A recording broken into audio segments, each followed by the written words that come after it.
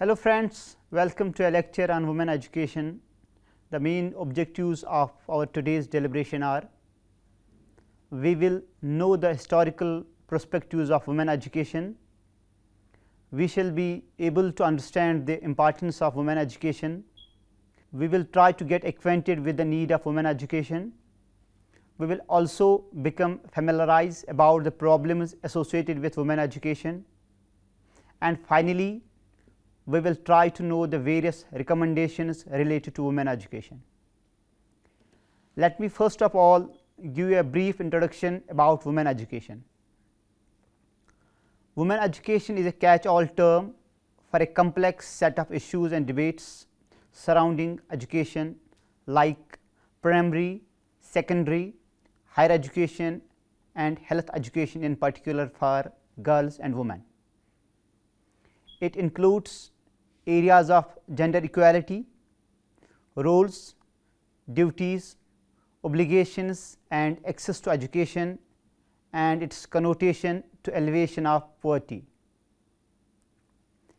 Improving women's educational level has been demonstrated to have clear impacts on health and economic future of young women, which in turn improves the prospects of their entire community. Infant mortality rate of babies whose mothers have received primary education is half that of children whose mothers are illiterate. High attendance rate of high schools and university education among women, particularly in developing countries, have helped them to make inroads to professional careers with better paying salaries and wages. Education increases a woman's and her partner and their families level of health and health awareness. Now, let us try to trace out the historical background of women education.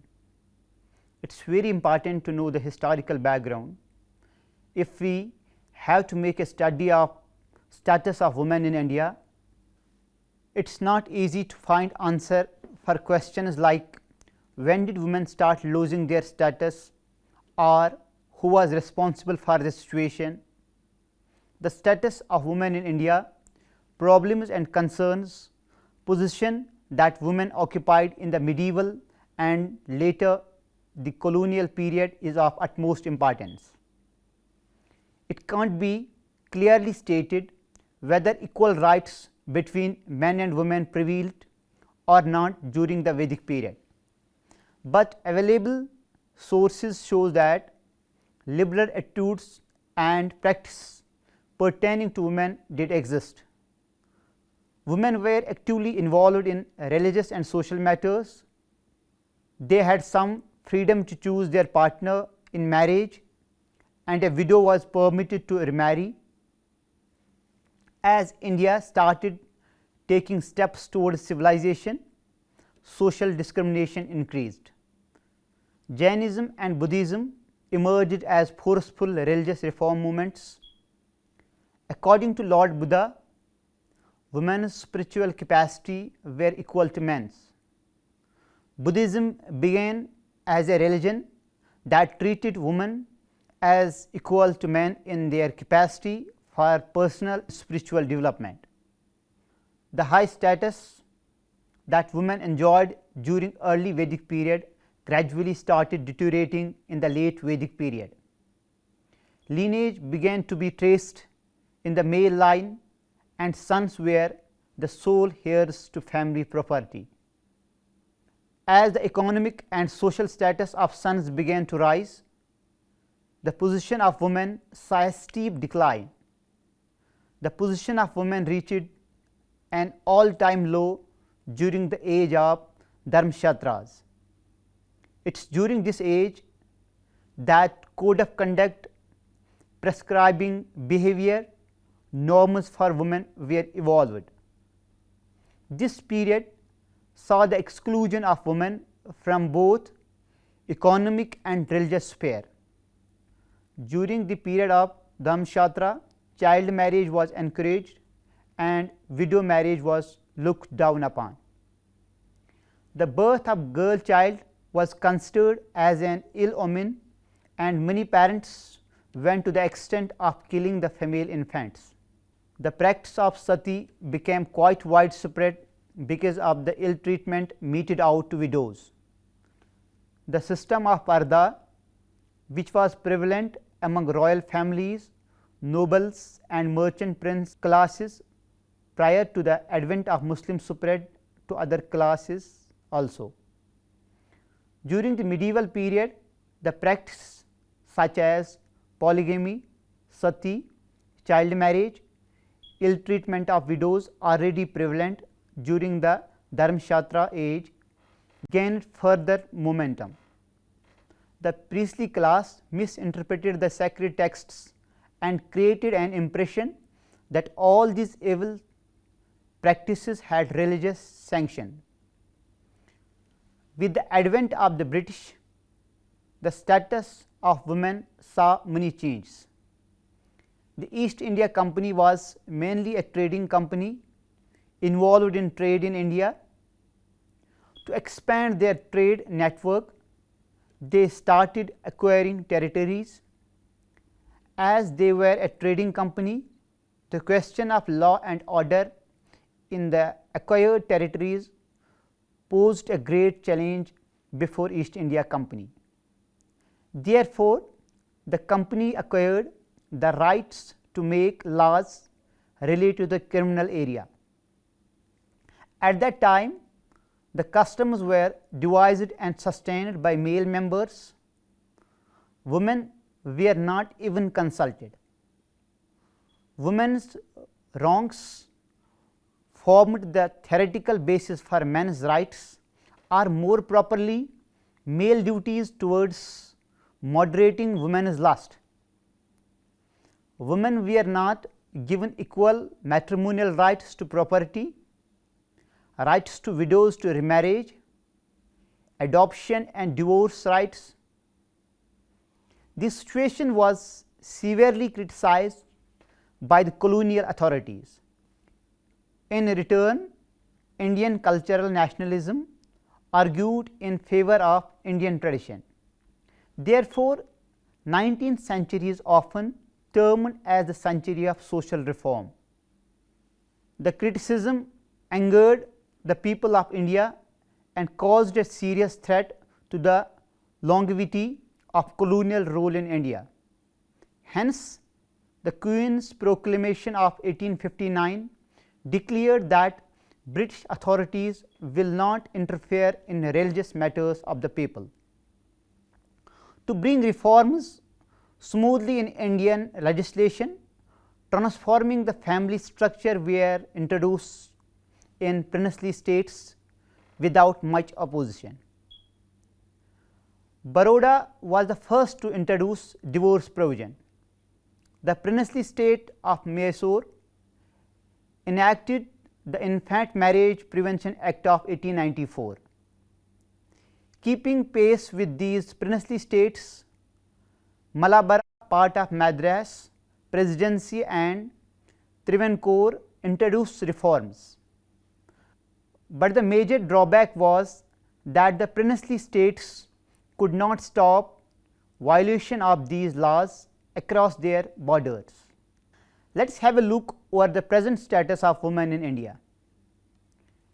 India accounts 15% of world's women, characterized by vast regional differences and a variety of cultures. But social discrimination and economic deprivation on the basis of gender is common to all, irrespective of religion, caste, community and state.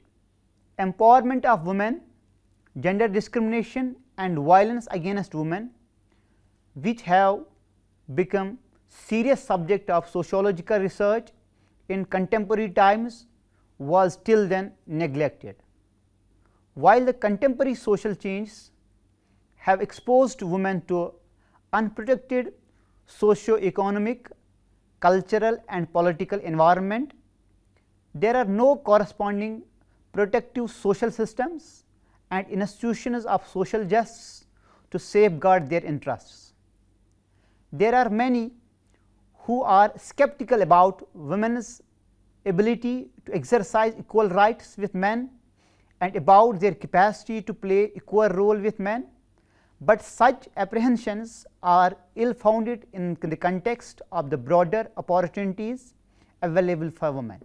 Following mechanization of industry and agriculture, enabling women to compete with men successfully, innovations in science and technology have removed the disparity between men and women attributed to physical strength alone. Women are able to handle modern appliances which require intelligence and training and not merely physical strength. Thus, India has now several women working as pilots, driving locomotives, buses, tractors and machinery in workshops.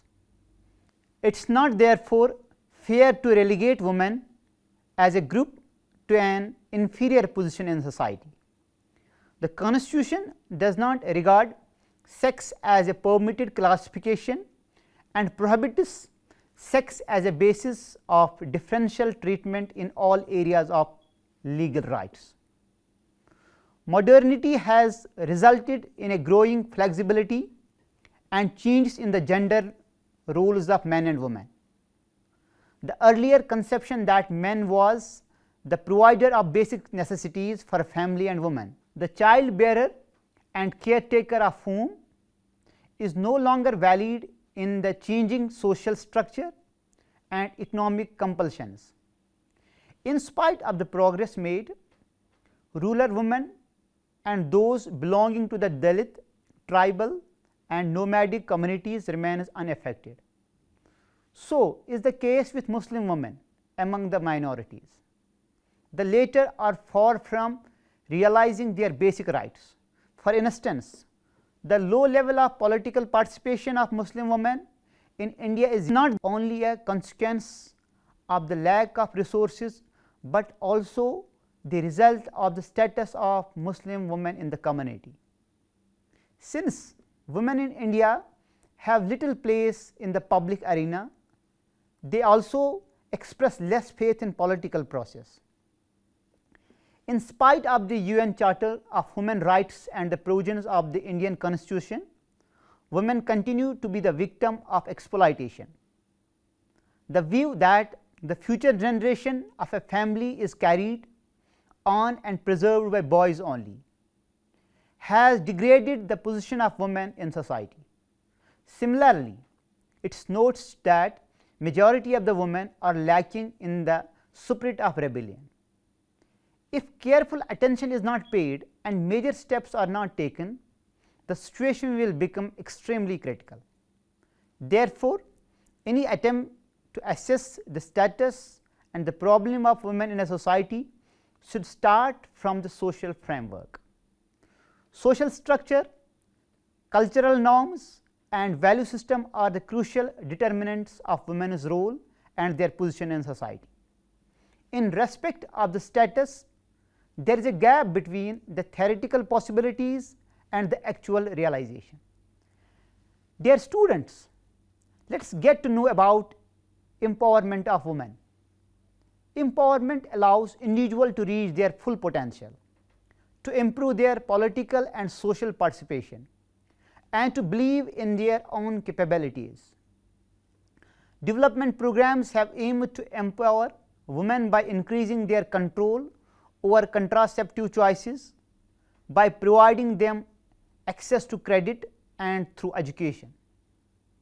Women's empowerment is particularly hard to achieve within a generation, because it is driven not only by information about choices, but also by the acceptability of these choices. If the social stigma associated with the working outside the home or using contraceptives is prohibitive, then mere access to education for birth control may not change empowerment outcomes. Instead, providing access to women who have made different choices can expand information sets and demonstrate the outcomes associated with those choices. As an alternative to targeting individual women, empowerment for women may be effected by combining learning and influence through the community, action and peer networks.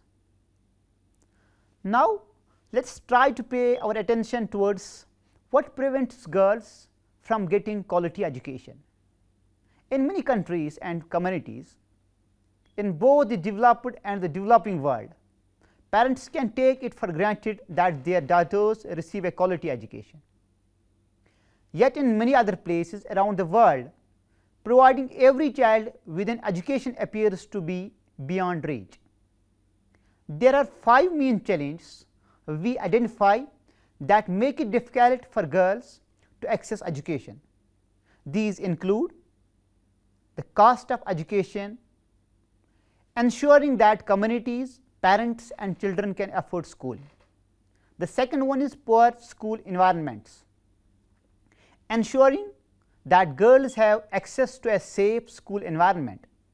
The third one is the weak position of women in society, ensuring that society and parents value the education of girls.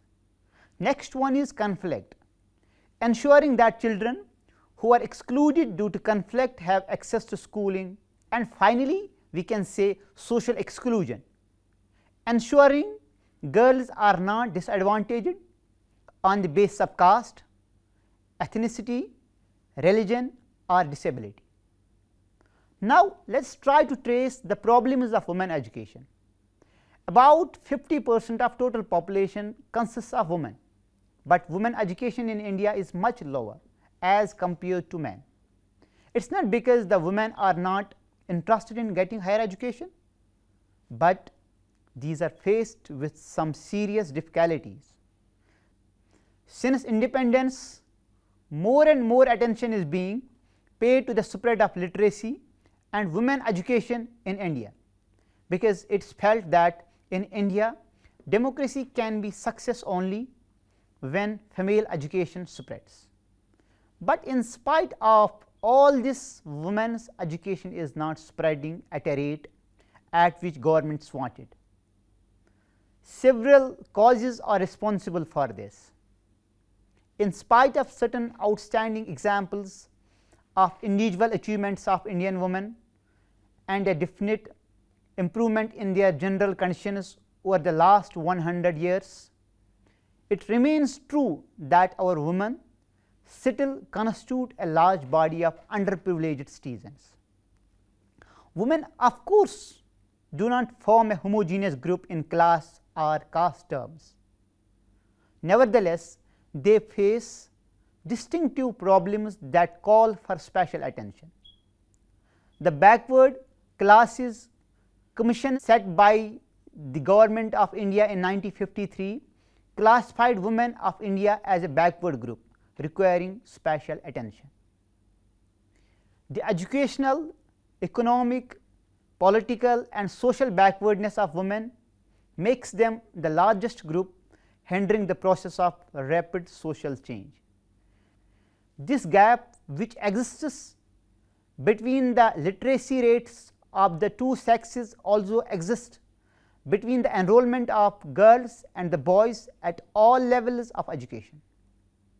Right from the primary school to the university, we find that the number of girl students is considerably lower than the number of boy students. According to Article 45 of Indian Constitution, universal, compulsory and free education until the age of 14 years was to be achieved by the year 1960. Looking at the present condition of the primary education in villages, it seems doubtful that 100% enrollment of girls can be achieved by the end of this century. There is no doubt that we have made great headway in the education of women in the last century. It is unfortunately true of our society that children are sent to school not according to their intelligence or aptitude, but according to their sex. Such attitudes need to be changed without further delay if we want to achieve 100% enrollment of the primary school going children. Although the disparity between the enrollment of girls and boys have been lessening in the urban areas. The gap between their enrollment is still very wide, especially in rural areas. The reason for this are both economic and social. The economic structure of rural areas is such that children, especially girls, are required to help in household work. Young girls have to look after their younger brothers and sisters, have to get water from the well, have to carry food to their fathers in the field. Since there is so much to be done at home, they cannot be spared by the luxury of attending a school. The resources of the poor farmer are so limited that he does not have anything to spare for the education of the children. If there are resources available, it is the boy who is sent to school first. Parents also do not see the values of educating their children, especially daughters, who would get married after all and be only housewives. Since they cannot see any direct relationship between education and economic betterment, they have very little motivation to send their children to school. In India, education has been linked with employment. In other words, the children are educated simply because they are to get some employment. Those people who are not in favor of sending their daughter for employment do not feel the necessity of educating them. Many societies and a vast population in India still believes that proper place for women is to remain at home, serve the husband and his family and give birth to the children. This function can be performed irrespective of the fact whether the girl is educated or not. In fact, they feel that educated women begin to get some enlightenment and start demanding. The number of women's educational institutions is much less as compared with institutions engaging in the spread of male education. Therefore, in many cases, particularly in remote villages, the women are supposed to travel some distance before reaching an educational institution. Many people do not like that their daughters should leave the village for going to school. Many people still condemn and dislike the idea of co-education. They feel that when both boys and girls study together in same educational institution, corruption is bound to breed. They therefore are not prepared to send their daughter to co-educational institutions. The fact is that the women education in urban India is widespread and more number of women is going to schools and colleges. Now, let us try to highlight the recommendations and various commissions and committees regarding women education. Gandhiji observed in True Education,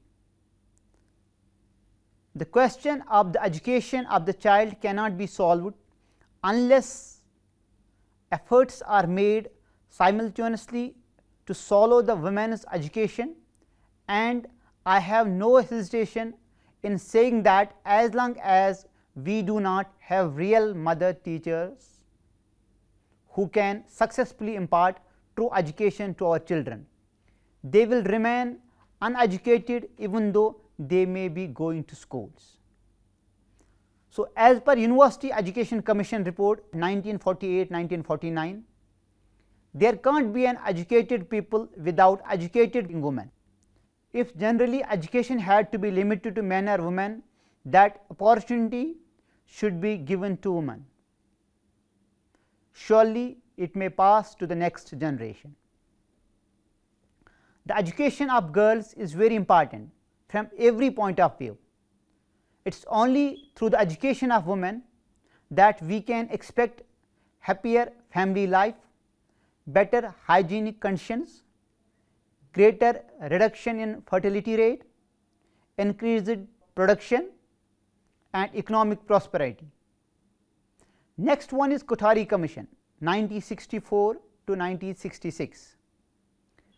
The Indian Education Commission 1964 to 66, which was appointed under the chairmanship of Dr. D. S. Kothari to investigate the problems of education in general, accepted the suggestion of National Committee on Women's Education. Women had been at the center stage of development planning since independence. The 6th year plan gave more emphasis on the 3 aspects of women, viz. Health, education and employment. In the 7th plan, the focus of effort was on the following: number 1, that is promotion of girls' education through appointment of women teachers. Second one is attachment of preschool centers. Next one is provision of free uniforms and other incentives. Next is encouragement of talented girls to pursue higher education. Next one is the promotion of technical and vocational education for girls by opening women polytechnics. Another is boosting of education among the girls of scheduled caste and scheduled tribe and backward sector, and finally encouraging women and girls to participate in sports and games. The resolution of National Policy on Education 1968 stressed the importance of women education in these words: the education of girls should receive emphasis not only on grounds of social justice, but also because it accelerates social transformation.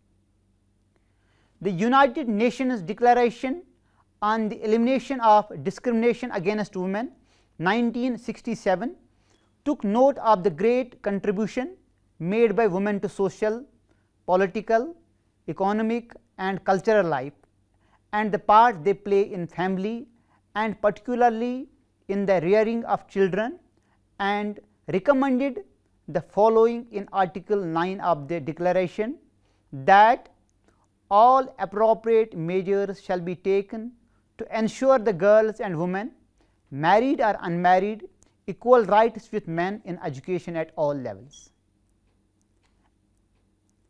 The National Council for Women's Education held its 12th meeting on April 1970 and discussed the progress of girls and women's education in the country.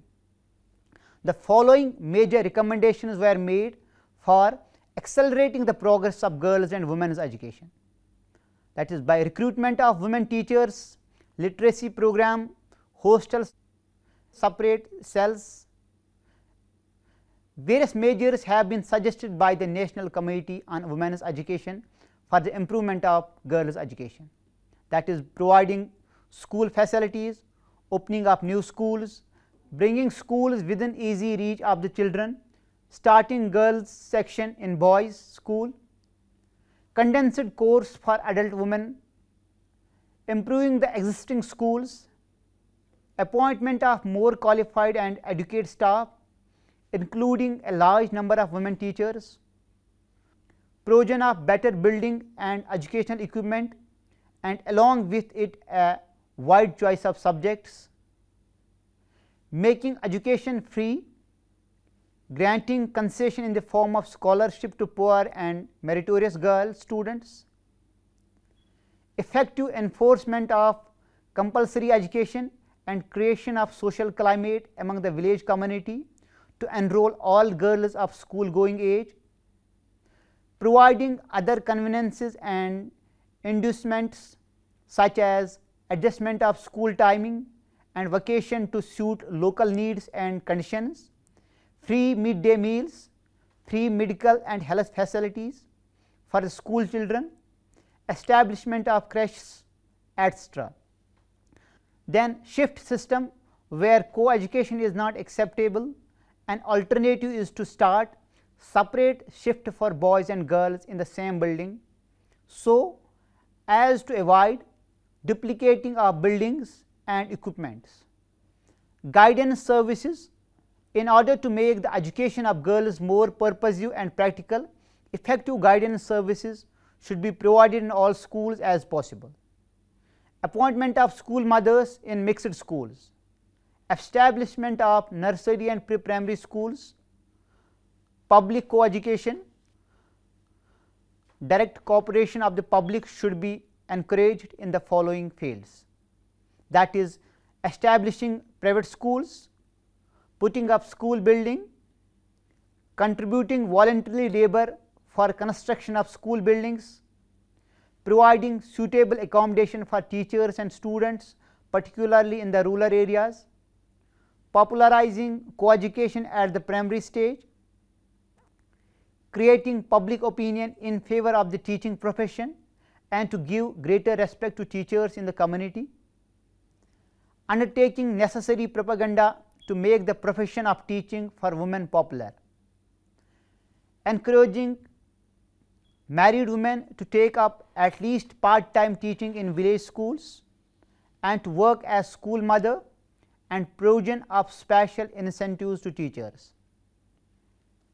Initiating actions and participating educative propaganda to break down the traditional prejudice against girls' education.